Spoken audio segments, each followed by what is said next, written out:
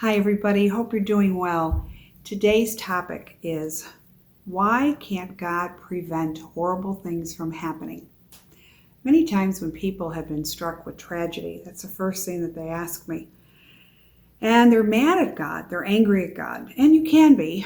You can. I'm not going to say you can't be mad at God. You can be because God understands that. But is it God's fault? The answer is no. You're going to say, well, why would God let horrible things happen to innocent children or babies? And it's a great legitimate question, but it's not God's fault. Everything is free will. Remember what I said about our earth and our lifetime. It's a school. We're sent down for the many experiences that we need to experience to facilitate soul growth within us. So each experience will come with a lot of sadness and a lot of goodness, but it also will mold our consciousness in soul growth. So, I witnessed a lot of things in my life that are horrific, horrible, that I wish I could change myself. But then I have to stop and think, okay, what is it that we need to understand? What is it we're here to learn? And basically, some people who sign up in a soul contract to be the divine sacrifice to change others, to change and bring awareness to certain subjects. I remember when the AIDS epidemic came and they thought it was a homosexual disease. And back then I started to laugh because I thought, my God, how ignorant are people? And then this little boy, Ryan White, that was his name, Ryan White, he came and he was the first child that actually had AIDS through, I believe, a blood transfusion. Long story short, he was on this earth for a few years struggling with AIDS, and it was terrible. And he passed away.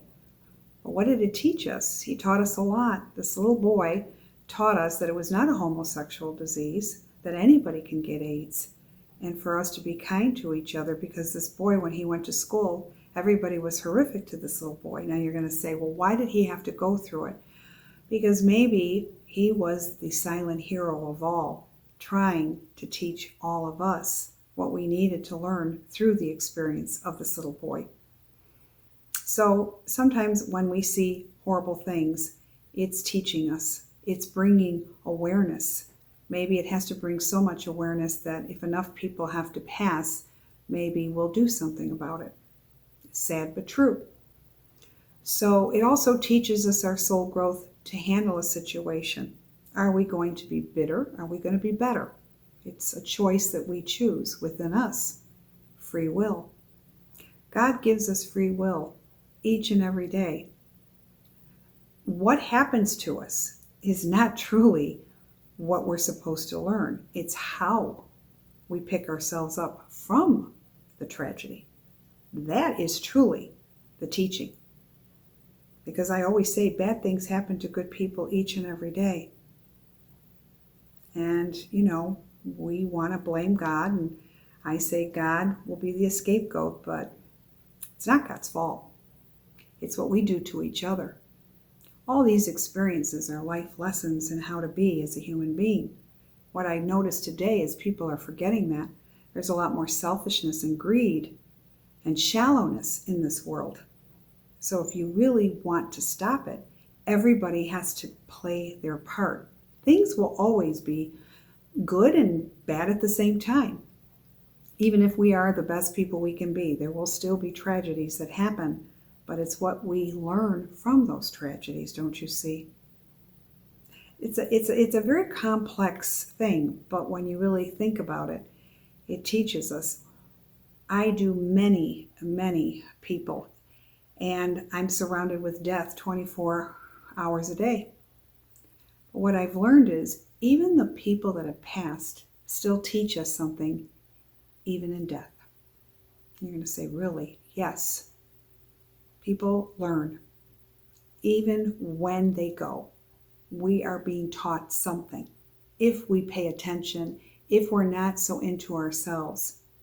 And it's how you look at everything. You could turn it around, you can learn from it, or you can stay in it, and you can be bitter, and you can be hateful. Again, it's free will. It's not God's fault. Good things come and good things go. But you know what? The one thing that should stay constant is your soul not to be poisoned and to be the best person you can be, because that is what's going to constitute where we go. Think about that. We all go to the afterlife, but who stays and who doesn't? It's very important to understand that. I have my days as a human being. I get mad like everybody else, but you know what? Overall, I try to see the good in everything. I really do. And I have a lot of empathy and pity for those people that are hateful. I do. I try to stay away from them.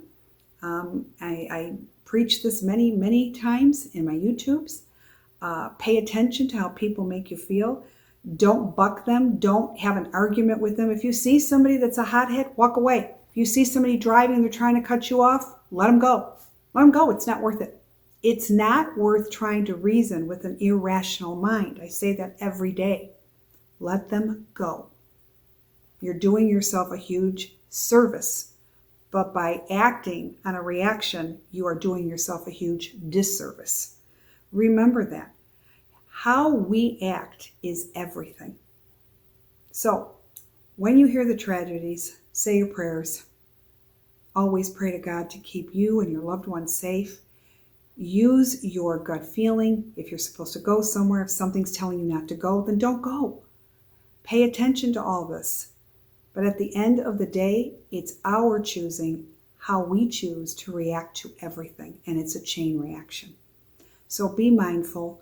I'm sorry for what everybody goes through at times. My heart bleeds for each and every one of you, and I do try to talk you through it when you have a session with me of why this happened.